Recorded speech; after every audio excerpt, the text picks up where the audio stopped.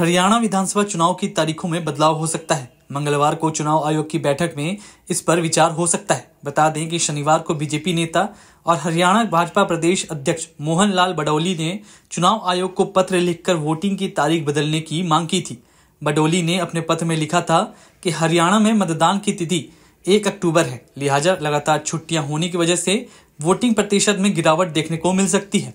बडौली ने गिनाया था कि 28 तारीख को शनिवार है और 29 तारीख को रविवार है। 1 अक्टूबर को मतदान होगा, जबकि 2 अक्टूबर को गांधी जयंती की छुट्टी है।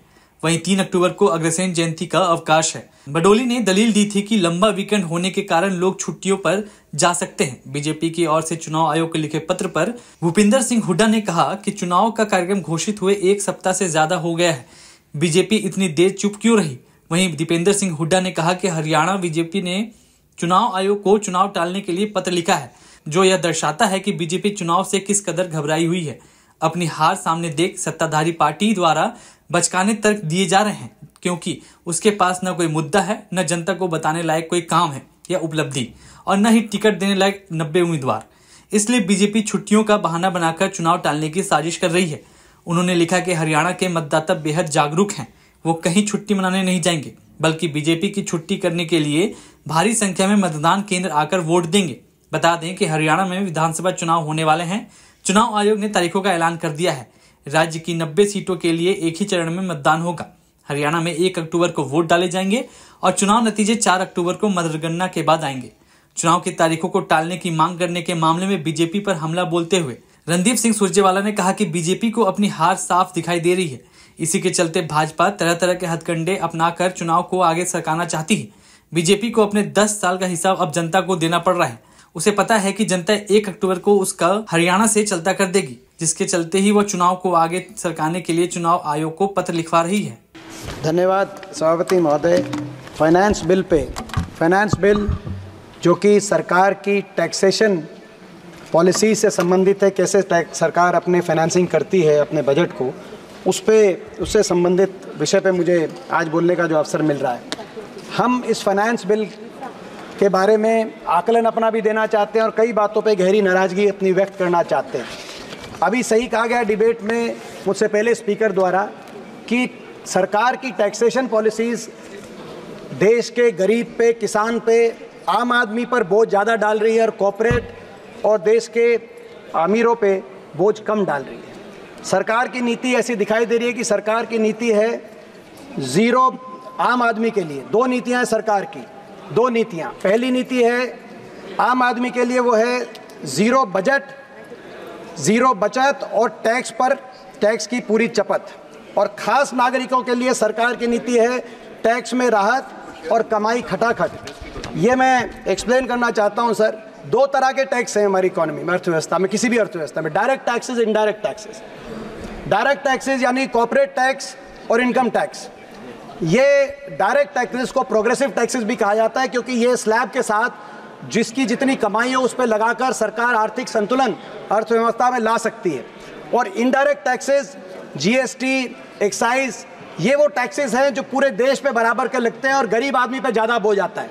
इनडायरेक्ट टैक्सेस मतलब अगर कोई मेडिसिन है, पैरासीटामोल या क्रोसिन की गोली है, देश का सबसे गरीब व्यक्ति अगर वो गोली खरीदेगा तो उसको भी उतना ही टैक्स उस पर देना पड़ेगा अगर देश का सबसे अमीर व्यक्ति वो गोली खरीदेगा। ये टैक्सेस का संतुलन देश की किसी की आर्थिक संतुलन से जुड़ी हुई बात रहती है। आज हमारी देश की अर्थव्यवस्था में इस वर्ष अगर हम स्टेट्स और सेंटर के दोनों टैक्सेस को ऐड करके देखें तो डायरेक्ट और इनडायरेक्ट टैक्सेस में लगभग 1/3 हमारे देश की कलेक्शन डायरेक्ट टैक्सेस से हो रही है और 2/3 इनडायरेक्ट टैक्सेस से, जो टैक्स देश के गरीब से, किसान से, आम आदमी से ज़्यादा लिया जा रहा है। अगर हम इसकी तुलना करें बाकी दुनिया के देशों से, ज़्यादातर एडवांस इकोनॉमीज, OECD कंट्रीज, एशियाई देशों में लगभग 2/3 देश का टैक्स का कलेक्शन लगभग 2/3 रहता है डायरेक्ट टैक्सेस से और 1/3 रहता है इनडायरेक्ट टैक्सेस से, जो गरीब आदमी से लिया जाता है। और अगर हम यूपीए के समय से तुलना करें, यूपीए के समय भी हमारी देश की अर्थव्यवस्था में काफ़ी संतुलन आया था और लगभग आधा 43% डायरेक्ट टैक्सेस से हम यूपीए के समय हमारी जो है सरकार लिया करती थी। 43% डायरेक्ट टैक्सेस से और 57% इनडायरेक्ट टैक्सेस से। तो यानी कि सरकार ने इस असंतुलन को विपरीत दिशा में लेके जाने का काम किया है। आज डायरेक्ट टैक्सेस में के माध्यम से कम कलेक्शन हो रहा है, कॉर्पोरेट और उसमें भी कॉर्पोरेट के टैक्सेस में सबसे ज़्यादा राहत सरकार ने देने का काम किया। पहली मर्तबा देश में इनकम टैक्स कॉर्पोरेट टैक्स से ज़्यादा इनकम टैक्स से कलेक्शन हो रहा है और अगले वर्ष तक पहली मर्तबा जीएसटी कलेक्शन भी कॉर्पोरेट टैक्स से ज़्यादा होगी। तो कॉर्पोरेट टैक्स से सबसे कम कलेक्शन हुआ और कॉर्पोरेट टैक्स के कलेक्शन में गिरावट आई है पिछले कुछ वर्षों में, खास तौर पे 2019 में जब कॉर्पोरेट टैक्स में एक राहत दी गई 30% से घटाकर 22% तक कॉर्पोरेट टैक्स को कम किया गया। आपकी नीयत क्या रही उस समय, उस पर मैं प्रश्न नहीं कहूँगा, लेकिन जब आपने बड़े उद्योगपति घरानों को, कॉर्पोरेट्स को ये राहत दी तो आपने कहा कि आप राहत इसीलिए दे रहे हैं कि अर्थव्यवस्था के अंदर निवेश हो, अर्थव्यवस्था में निवेश बढ़े, इन्वेस्टमेंट हो। और इस वजह से पिछले 5 साल में 8.7 लाख करोड़ की राहत देश के कॉर्पोरेट्स को देने का काम आपकी सरकार ने किया। लेकिन हकीकत क्या हुई? हकीकत ये हुई कि निवेश बढ़ने की बजाय इन 5 वर्षों में निवेश लुढ़क गया। कॉर्पोरेट टैक्स में टैक्स कट आपने उनकी प्रॉफिट मार्जिन को बढ़ाने के लिए नहीं दिया था, आपने निवेश बढ़ाने के लिए दिया था। निवेश लुढ़क गया। आज प्राइवेट इन्वेस्टमेंट यानी कि निजी निवेश दर देश में 20 वर्ष में सबसे निम्नतम स्तर पे है। Q1 फाइनेंशियल ईयर 2025 में जो निवेश दर आया वो 20 साल में 2004 के मुकाबले का आज निवेश दर हरियाणा आज देश की अर्थव्यवस्था में हुआ। और दूसरी ओर FDI फॉरेन निजी निवेश दर जो हमारे डोमेस्टिक इन्वेस्टर्स हैं, और FDI भी आज 16 वर्षों में सबसे निम्नतम स्तर पर FDI। इस वर्ष FDI 1.1% GDP की हमारी FDI मिली। मैं सुन रहा था वित्त मंत्री जी कह रही थी कि FDI कम इसलिए हुई है क्योंकि जियोपॉलिटिकल कॉन्फ्लिक्ट्स की वजह से, लेकिन जियोपॉलिटिकल कॉन्फ्लिक्ट्स तो पूरी दुनिया के लिए होने चाहिए। दुनिया के बाकी देशों में FDI में गिरावट नहीं आई। हिंदुस्तान FDI जो रिसिप्ट्स हैं उसमें 8वें नंबर पे होता था, एक ही वर्ष में गिर के 15वें नंबर पे आ गया हमारा देश FDI में।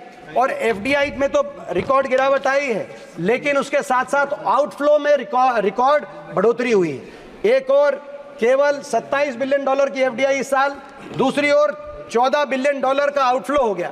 तो आपने टैक्स कट किया कॉर्पोरेट्स के लिए कि कॉर्पोरेट निवेश करेंगे, जॉब क्रिएशन होगी। निवेश दर 20 साल में सबसे नीचे स्तर पे आ गया। FDI 16 साल में सबसे निम्नतम स्तर पे आ गई।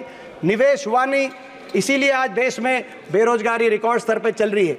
आपने ये जिस तरह की इकोनॉमिक पॉलिसी आप लेके आए, इस इकोनॉमिक पॉलिसी को ट्रिकल डाउन इकोनॉमिक पॉलिसी भी कहते हैं कि कॉर्पोरेट्स के हाथ में पैसा दो, वो निवेश करेंगे। लेकिन ये गलत साबित हो चुकी है दुनिया में, क्योंकि कॉर्पोरेट्स के हाथ में पैसा होगा तो वो वहाँ उस अर्थव्यवस्था में निवेश करेंगे जहाँ डिमांड स्ट्रांग है।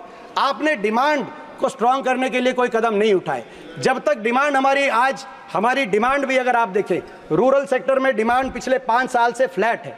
आज कृषि सेक्टर में डिमांड हमारी पिछले 7 साल से फ्लैट है। डिमांड जब तक इकोनॉमी में नहीं आएगी तब तक कॉर्पोरेट्स हमारी इकोनॉमी के अंदर निवेश नहीं करेंगे। मैं सरकार से कहना चाहता हूँ, ये जो आपने ट्रिकल डाउन इकोनॉमिक्स जो फेल हो चुकी है, ट्रिकल डाउन इकोनॉमिक थ्योरी, उसको हिंदुस्तान में प्रयास करने के लिए 10 साल लगा दिए आपने, कॉर्पोरेट्स को फायदा। एक बार आप हिंदुस्तान के आम आदमी के हाथ में पैसा देके देखें, आप डिमांड साइड इकोनॉमी की तरफ कदम बढ़ाएं। किसान को, गरीब को, जिनको आपकी जो कोई राहत नहीं मिली, आप उनको भी राहत देके देखें। आप लीगल गारंटी MSP पे देके देखें, आप मनरेगा में 400 रुपए की वेज करके देखें, और हमारे देश के आम आदमी के हाथ में आप पैसा दें, ताकि उनके पास जब पैसा उनके हाथ में आएगा, हमारी डिमांड बढ़ेगी, कॉर्पोरेट्स की इन्वेस्टमेंट तब हमारे देश में उस रूप से हो पाएगी। एक और कारण है, इतना ज़्यादा कॉर्पोरेट टैक्स कट देने के बावजूद निवेश नहीं हुआ। इसका दूसरा कारण डिमांड कम के साथ साथ, अध्यक्ष महोदय, दूसरा कारण है मोनोपोलीज। हमारे देश में क्रोनियज्म और क्रोनी मोनोपोलीज क्रिएट हो रही हैं। हमारे देश के 5 बड़े कॉर्पोरेट घराने आज लगभग 40 सेक्टर्स के अंदर आज उनके लिए सरकार की सहायता से उन्होंने मोनोपोलीज अपने लिए बनाने का काम किया है। सीमेंट, पोर्ट, डिफेंस, टेलीकॉम, ये वो सेक्टर हैं जिन सेक्टर्स में अब तो न्यूक्लियर की भी बात आ रही है। कुछ कॉर्पोरेट घराने इन सेक्टर्स में मोनोपोलीज क्रिएट कर रहे हैं। लीगल और पीनल एनवायरनमेंट सरकारी एजेंसीज के माध्यम से ऐसा बनाया जा रहा है, जब मोनोपोलीज क्रिएट हो जाया करती हैं तो मोनोपोलीज में आप ये देखेंगे कि मोनोपोलीज के अंदर जो है दूसरा निवेश नहीं होगा। तो हमारी ये मांग है सरकार से कि ये असंतुलन जो बना है, जो गरीब आदमी से ज़्यादा लिया जा रहा है टैक्स, और कॉर्पोरेट्स को राहत दी जा रही है, इस संतुलन को सरकार सुधारने का काम कर। मैं एक और उदाहरण देना चाहता हूँ कैसे टैक्स लिया जा रहा है। पेट्रोल के बारे में मैं कहना चाहता हूँ, पेट्रोलियम प्रोडक्ट्स पे अगर हम 2014 की बात करें तो पेट्रोलियम प्रोडक्ट्स में हमारी सरकार ने 1,72,000 करोड़ का एक्साइज ड्यूटी से हमारी सरकार ने एक्साइज ड्यूटी से टैक्स लेने का काम किया था यूपीए की सरकार के आखिरी वर्ष में, मगर 1,42,000 करोड़ वापस सब्सिडी में देने का काम किया था। मात्र कमाई पेट्रोलियम प्रोडक्ट से उस समय सरकार में 30,000 करोड़ थी। आपकी सरकार में इस वर्ष पेट्रोलियम प्रोडक्ट से कमाई है 4,32,000 करोड़ और सब्सिडी मात्र 11,000 करोड़। केवल पेट्रोलियम प्रोडक्ट से आपने 4,20,000 करोड़ देश की आम जनता से आप कमाई करने का काम कर रहे हैं। जहां हमारी सरकार एक वर्ष में 30,000 करोड़ करती थी, आप 4,20,000 करोड़ कर रहे हैं पेट्रोलियम प्रोडक्ट से। पेट्रोल पे एक्साइज हमारे समय ड्यूटी जहां 9 रुपये थी आपकी 20 रुपये, डीजल पे 3 रुपये थी आपकी 15 रुपये।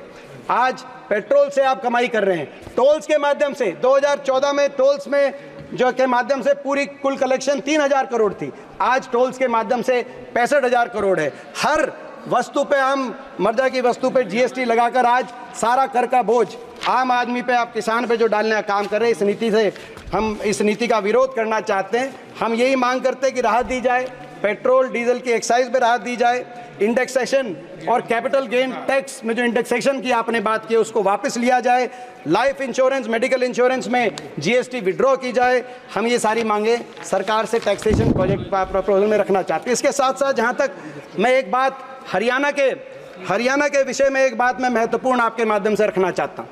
अगर इस बजट में और इस फाइनेंस प्रपोजल में माननीय खट्टर साहब भी बैठे जो हरियाणा के पूर्व मुख्यमंत्री हैं, सबसे ज़्यादा अगर सौतेला व्यवहार किसी एक प्रदेश के साथ किया गया है तो वो हरियाणा प्रदेश के साथ किया गया। और मैं बताता हूँ कैसे। जैसा कि अभी बताया जा रहा था कि हर प्रदेश केंद्रीय टैक्स कलेक्शन में हर प्रदेश अपनी तरफ से कोई भागीदारी करता है। कितना केंद्र एक प्रदेश में से लेती है और कितना उस प्रदेश को वापस देती है। हरियाणा से जीएसटी में हम देखें, जीएसटी टोटल क्या कलेक्शन में 7% देश की जीएसटी हरियाणा से आ रही है, 7.10%। और आप हमसे जुड़े रहने के लिए सब्सक्राइब करें YouTube पर, फॉलो करें Twitter पर और लाइक करें Facebook पर। और ज्यादा जानकारी के लिए आपको टाइप करना होगा सिर्फ न्यूज़ नशा।